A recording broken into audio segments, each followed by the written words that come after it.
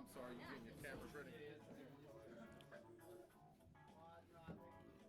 I didn't mean to be like, Shorty, you get right here, go. It's okay, he was on camera when he did it, so we can share with the world. He's like, I'm not in Peru anymore. You can't buck me around.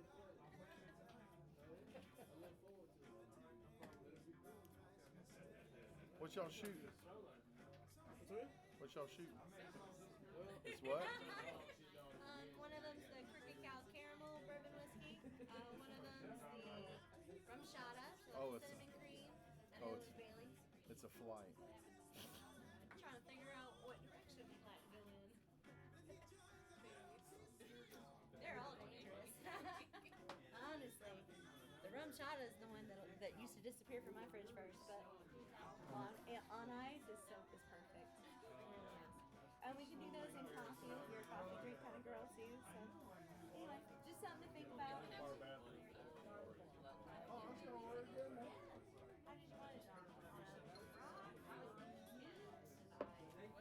I'm trying out this camera. Bad experience. Different angle on that camera. Guys, I don't know. Hey.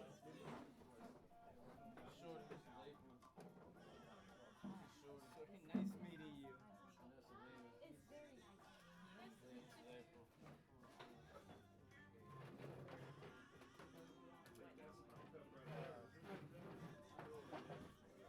That chair was about to beat my ass. There's a drink that they serve in.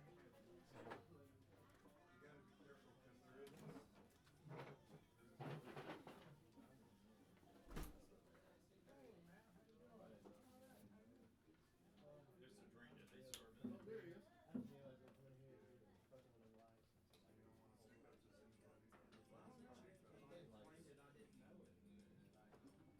Yeah, I mean, it worked out. We might have to redo it if we had a you like the whole thing or no?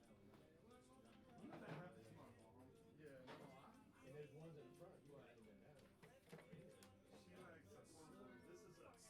Welcome to the table, sir. yeah, I got it washed out pretty good. There's one right above it. I just had a filter.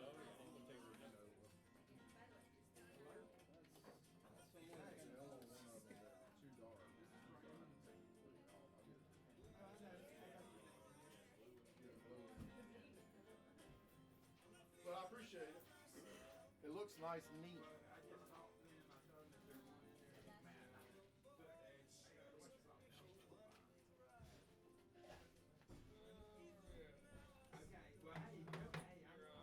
Check, check, check.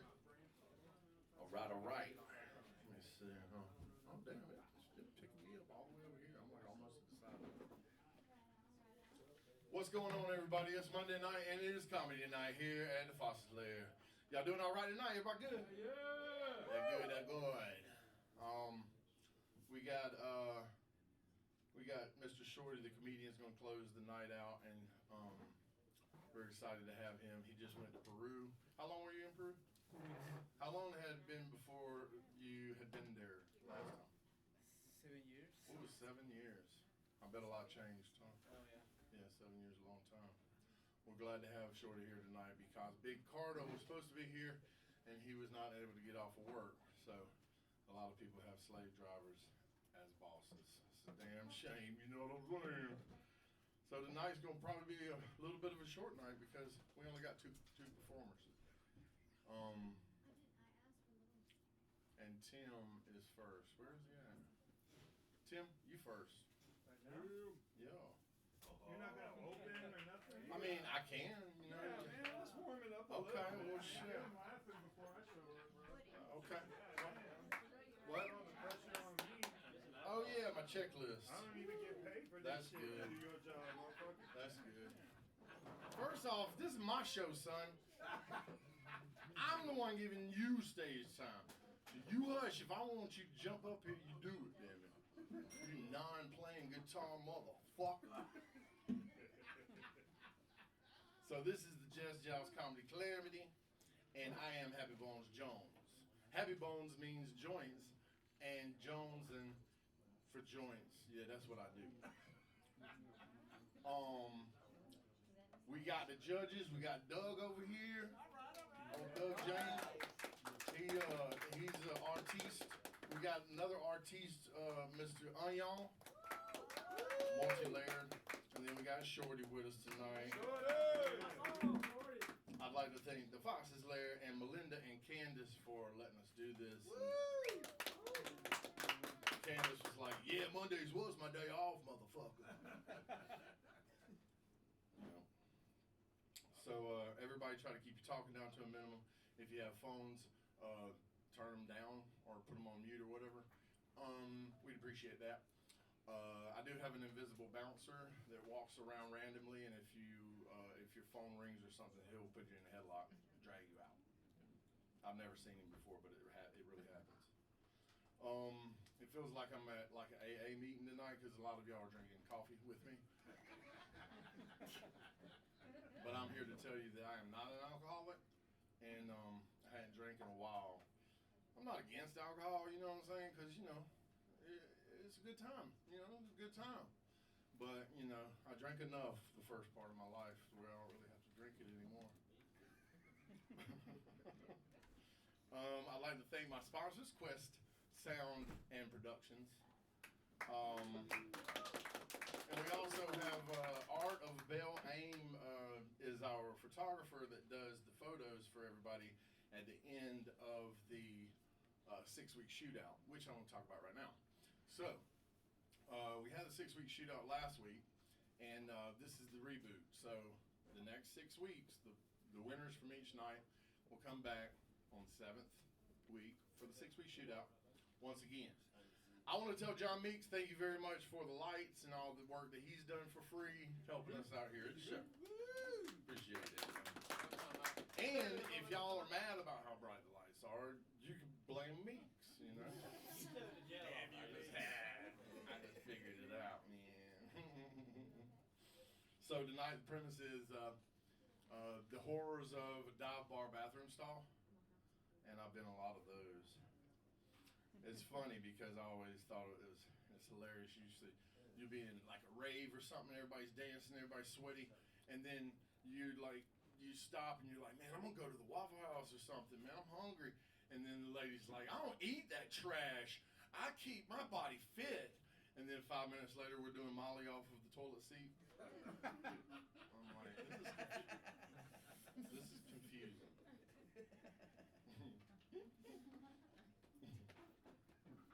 Yeah, and so then at the end of the year, we're going to have a annual thing. And so the 6-week shootout, the winner gets $200 and they get a photo shoot with a professional photographer. Black the Handicap won last week, and he got $200. And then I hooked him up with the photo shoot lady. I don't know what happened after that. It's none of my business. I'm like, I make the introductions, y'all make things happen. I'm out after that. So we got Matt Blizz back this week, and we got Tim this week. Now last week, Matt, you were like right behind Black. Yeah, that did me a lot of good. Yeah. It was because you didn't have your blunt, you know what I'm saying? Oh yeah, that's right. Speaking of blunts, I like to go to our local music store because I'm a musician as well, and I'll go to the music store downtown at 420 Instruments, and I'll be like, 440. I was like, everything should be 420, you know what I'm saying? Anyway, I tuned to 432, so fuck 440. But anyway, so yeah, I like to go and I'll always roll me a blunt, right? Before I go, I'll go to the back door and I'll stand behind the back door and I'll smoke the blunt. And then I go inside and I look at all the stuff I can't really get with the money because I don't have none. And then I'll be like, man, this is cool, and it's a lot of fun, really. But this particular day, I looked down and I had 2 blunts in my hand, and I was like, look at God, won't he do it? So I put one behind my ear for storage purposes, you know. And then I smoked the other one all the way to the head, you know what I'm saying, by myself, you know what I'm saying. It was a pretty big one, too. And so I was high, and there's an awkward step whenever you walk in the back door. And I know about it. I've been going in the back door for years. But this particular day, I missed it. And and I fell. But since I was so high, I fell in slow motion, like my hair was flowing from my face, like I was underwater and shit. And then all of a sudden, I saw my blunt like slowly fly from behind my ear and just like spin through the air, and I hit the ground, and it rolled underneath the display case, and I jumped up, and I was like, oh shit, and I started moving the display case, to get my blunt. And one of the workers saw me and was like, hey man, what are you doing, man? And I was like, I dropped my blunt underneath that case. And he was like, oh man, hold on, let me get some people to help.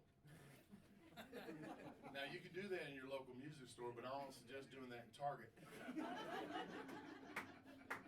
Maybe Walmart on Deansbridge Road, but not Target. I'm not allowed at Target anymore, so that's why I know. They won't help you get your blunt from underneath the display case at Target. As a matter of fact, they'll call the cops. Then you have to make haste and never go back there again. Because I'm pretty sure I'm on the list. I'm on the list for a lot of things, though. It was a rough first half of my life. Wait, I'm 49? I give up. Yeah, so I guess it was a rough 3/4 of my life. But I figured Raven said I was going to live to 80, and I was like, hey, that's pretty good. That's like a whole nother lifetime. You know what I'm saying? Because if I'm 49, 50, 30 years, 31, 30 and a half. Yeah, that's a whole nother lifetime. You know what I'm saying? It could be 2 lifetimes if I lived like I did the first 49 years, but I didn't. I'm not going to do that. You won't make it 30. No, man. Meeks knows about that shit. This motherfucker passed out. I heard all kinds of stories about where this motherfucker passed out and died at. One of them was that I thought was the most believable was he's getting gas down at the BP. You know what I'm saying? And he passed out at the gas pump and died for an hour. I was like, how you die for an hour and don't come back with brain damage and shit? That's crazy. Because I thought I misheard them. I thought they said like 50. I thought, it's 50 minutes. But I thought maybe they meant 5 minutes. That's still, you could get brain damage from that. So Meeks is a miracle, and he's got miracle lights up here that will burn you inside. Inside, you'll get a sunburn. That's good. Yep.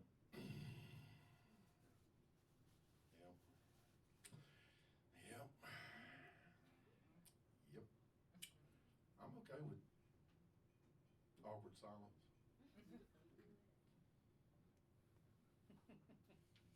I used to ask girls out on dates, and then whenever I'd take them out on a date, I wouldn't say nothing. And I'd be like, tell me about yourself. And I wouldn't say shit the whole time. And then they'd be like, I feel like I was talking so much. I really like you. I'd be like, I know. I'm a good listener. Nowadays, Raven's like, you don't fucking listen. Don't make me come up there. Did y'all know that white sand at the beach is made out of parrotfish poop? Okay? The parrotfish eat the coral, and then they poop out the white sand. So when you're at the beach, covering yourself with sand, you're covering yourself with parrotfish poop. Is that true? This is a true fact. Oh my god. I don't tell lies. Doug, tell him I don't tell lies. He lies all the time. With friends like these, who needs enemies? You know what I'm saying? I've been working on my impressions, and and I love Hulk Hogan, and he was born here in Augusta, and he'd be like, "What are you gonna do, brother, when the NWO comes down on you?" Pretty good. Right? That's pretty good. Thank you. That is my first clap for one of the impressions I've ever done. And I've done a bunch of them. That was outstanding. Like I try to do Rocky all the time, but he always turns into like Jamaican or English. I'm like, why is he doing that? I'm not sure why. But I have this great joke I've been working on. I don't get it right one of these days. And it's where he calls up the water company, right? Because he finds the 800 number on the back of the water bottle. He's like, I'm gonna call him and tell him. I'm gonna call him and tell him how much you love the water, yo. I'm gonna call him. And then Adrian's like, don't bother the people at the water company, Rocky. He's like, no, I just won't tell them how much I love it, you know. I take it down there and get the priest to throw down some holies on it. And then he gets them on the phone, and he's like, I want to talk to the lady that makes the water. and the guy's like, nobody makes the water, sir. It comes from the ground. He's like, ooh, yo.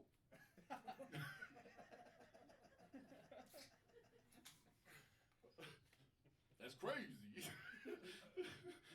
He said, is it okay that I take it down and get the priest to throw down the holies on it?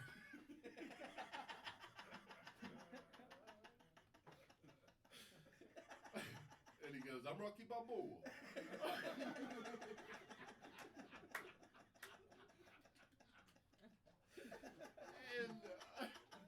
And the guy goes, yeah, I know who you are. You're the champ, sir.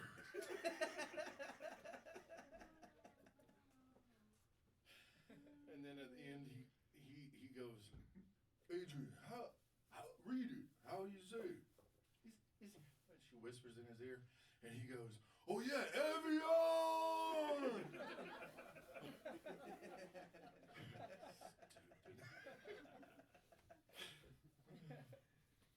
One of these days, it's going to make people laugh.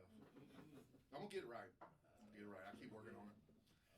I also have these characters I do. It's Charlie Cooter and his buddy Bo Washington. They had went to the woods, and they were hunting, and they saw Sasquatch, and they got, fuck, I'm out of here, right? Because the Sasquatch was scary, right?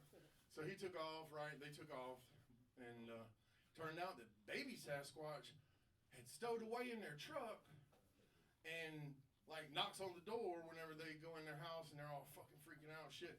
And then he opens the door, and it's little baby, female little baby Sasquatch, you know? And he tells the whole story of how it led up to that. One day I'm gonna get that one right too. And then I got the Mariachi Man, and one of these days I'm gonna come in here dressed as the Mariachi Man. And one of these days I'm gonna come in here dressed as Charlie Cooter, and I'm gonna stay in character and commit the whole show as those people. I just ain't got my balls up to do it yet. You know what I'm saying? Because I do it at the house around Raven all the time. She's like, would you cut the Charlie Cooter out? I've been like, well, what you want me to do? And she's like, I don't know anything but Charlie Cooter. And then I go into the Mariachi Man. You see, the Mariachi Man is very beautiful man. And all the women lie. He is muy, muy machismo.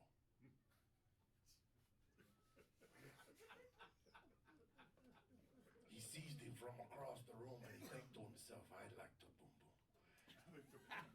And then he rub his nipple a little bit, just a little bit. And then he does coyness. Mariachi Man, coming for you and your daughter. Man, you don't think that's racist? All the time I've done that accent with him, he ain't never called me racist once. But everybody calls me racist, and I'm like, no, man, it's not. I'm not, like, if you try to racist me, you're going to win, because I can't really run that fast. You know what I'm saying? I try, but I give up halfway through, and I'm like, oh, y'all can just win the races. I don't care about the prize money anyway. You know what I'm saying? Give me some water. Is that enough, Tim? Is that enough? That's Fucking enough, stuff? man. I don't know how I'm gonna follow that up. You're too funny. Oh, shut up. You flatterer. Come on, Tim. Tim. Yeah, come on, Tim. Now, Tim is an extraordinary guitar player, but I don't think he's going to showcase his talent tonight. I'm not sure why. Check.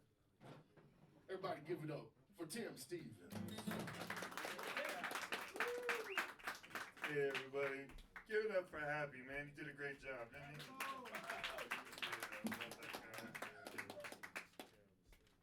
How's everybody doing?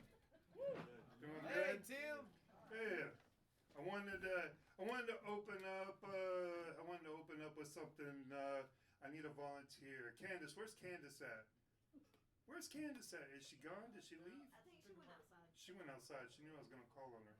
But we'll wait. When she comes back, somebody let me know that she's back. Give it up for Candace, man. You want to make sure, she's working on her master's in pimpology.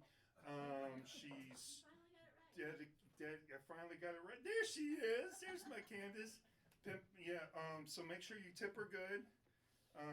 And also, we're taking up her Mondays. So, Candace, can you come up here? Do you want to help? Do you want to help me out? Not today? Oh, hey. You know how I talk about I have kids? One of my kids is here. I was wondering if that was... Yeah. Nice meeting you, bud. You,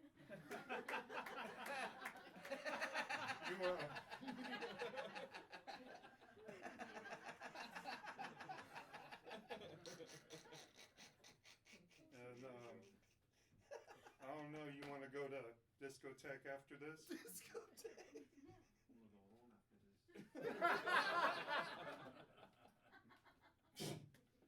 Yeah, I don't think you're my kid. If you don't know what discotheque is, it's the titty bar. Oh. Well, did I say sorry? Yeah, I'm known in the stripper scene. My name is Titty Bar Tim. It's a real thing, Titty Bar Tim. I also frequent the Cougar Bar, which I'm known as Lunch. Yeah. Or they might call me Rectech, because I slap meat on the grill.